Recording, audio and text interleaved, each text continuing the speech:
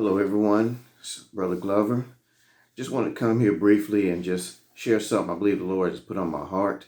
And as you see, the title says, ever heard of Chrislam? As a matter of fact, I have heard of this. I first heard of this in around 2011 by Dr. Jack Van Impe. I used to watch his program, Jack Van Impe Presents. And he was one of the first ones I heard to first present this idea. And basically what Chrislam is a merging of Christianity and Islam.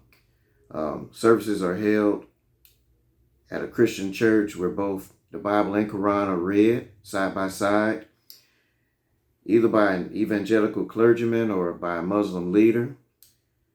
And this merging ideology is nothing more than compromise, and it's just as bad as idolatry. Strange things, I haven't heard this taught across any Christian pulpits, and I definitely haven't heard anything about it as of late. And so why am I talking about this? 3 reasons. Number 1, Islam has been for a long time and still is one of the fastest growing religions in the world.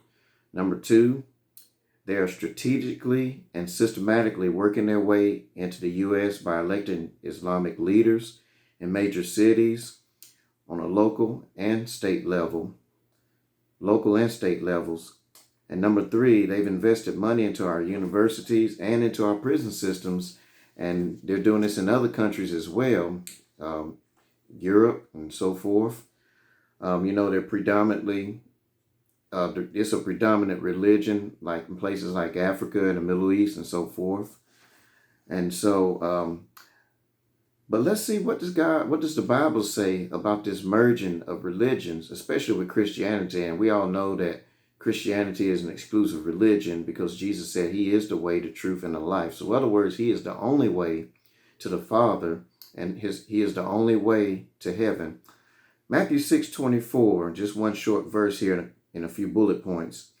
No man can serve 2 masters, for either he will hate the one and love the other, or else he will hold to the one and despise the other.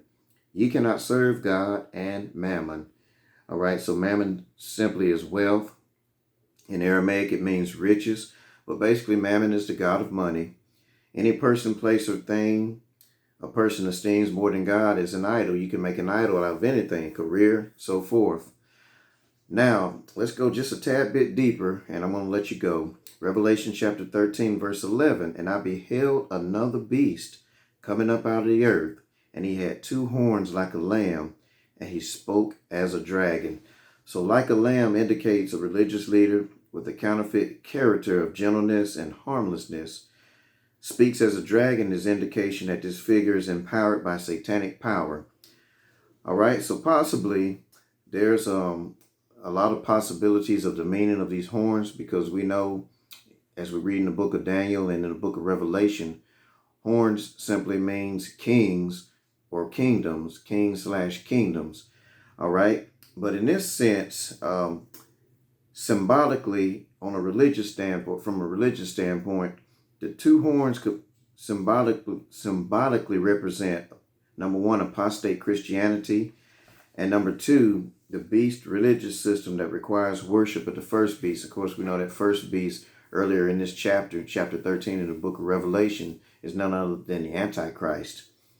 All right, so beware and be alert for churches and ministries who are merging Christianity with other religions. And remember, no one can serve 2 masters.